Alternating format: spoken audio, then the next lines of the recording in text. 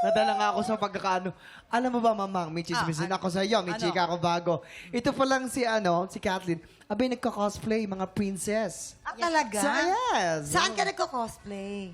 I'm a part of this production na nagpa-perform po for daycare. Daycare? Ay, ang cute Yes. naman. Kumakanta rin kayo habang naka-cosplay? Yes po, yes yun. po. Yun ang mga uso ngayon eh. With acting. Ayun. Acting, ano?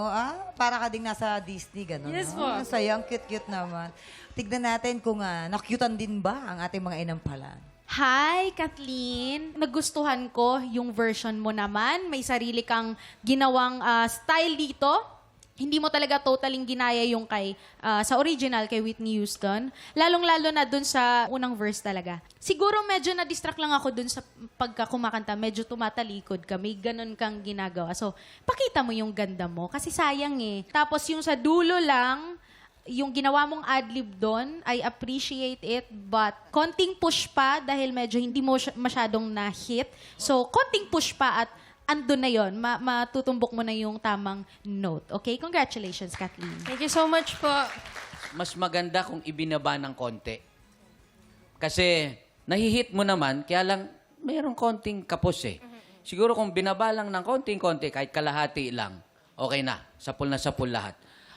Merong parts lang na medyo hahasain mo ng konti. Mas bibilugin mo pa ng konti. Medyo gusto ko naman may konti pang power ng konti yung boses, yung performance. Dahil siguro, nasanay ako kay Whitney, yung kanyang version. Yung boses mo, ano siya, mahinahon. Tama yung observation ni Ana. Ang quality mo, pino pa rin. Importante na naman sa akin, yung dulo. I need. Before the last, I need. Yon, ha? Okay. Thank you so much po. Salamat po. Ito na. Alamin na natin kung ano ang scores na makukuha mo mula sa ating mga inampalan. Kathleen, ito ang mga bituing ibinigay ko para sa'yo.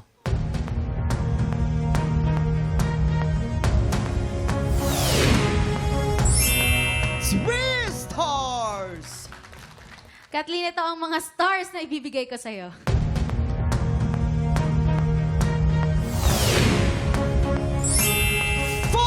Stars!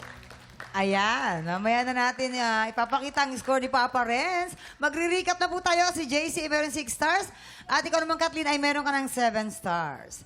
Sinong kalawa kaya ang hahamon sa ating kampiyon ngayon? Tutukan yan sa pagbabalik ng tanghalan ng kampiyon dito sa TikTok Live!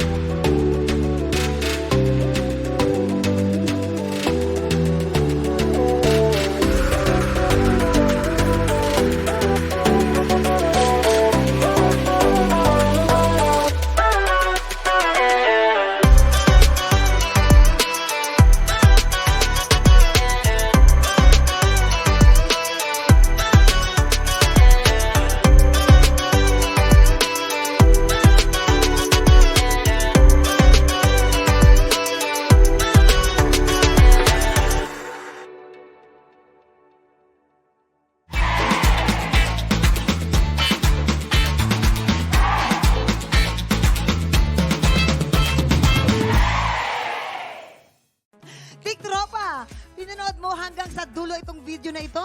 Abay, very good ka! For more happy time, watch more TikTok Lock videos on our official social media pages and subscribe to GMA Network official YouTube channel.